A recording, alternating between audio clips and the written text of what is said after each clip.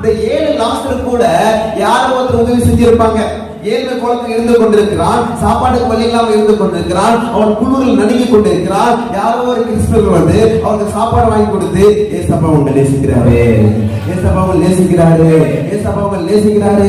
அவன் சபைக்குள்ள வந்திருப்பாரு எனக்கு தெரியல, அவனுடைய தோற்றமே வித்தியாசமா இருக்கிறது, அவனுடைய மேல பற்கள் இருக்கிறது, சொரிசிறல் அதிகமாக வந்து விட்டது, நாய்கள் கூட நக்கிட்டு என்று வேதம் சொல்கிறது. அவனுடைய கோலம் ரொம்ப பயங்கரமா இருக்கிறது. ஆனால் யாரோ ஒருத்தர் வந்து ஏசப்பா உன்னை நேசிக்கிறாருங்க, ஏசப்பா உன்னை நேசிக்கிறார் என்று உதவி செய்து அவங்க ரட்சகர்கள் நடந்திருக்கிறாங்க. சாப்பாடுக்கே வழி இல்லாதவங்களுக்கு போயிட்டு நம்ம மணிக்கணக்கா பிரசங்கம் பண்ணா ரசிக்கப்பட மாட்டான். சாப்பாடு இல்லாதவங்களுக்கு ஒருவேளை சாப்பாடு வாங்கி கொடுத்து ஏசப்பா உன்னை நேசிக்கிறார் சொல்லி பாருங்க, அவன் ரசிக்கப்படுவான்.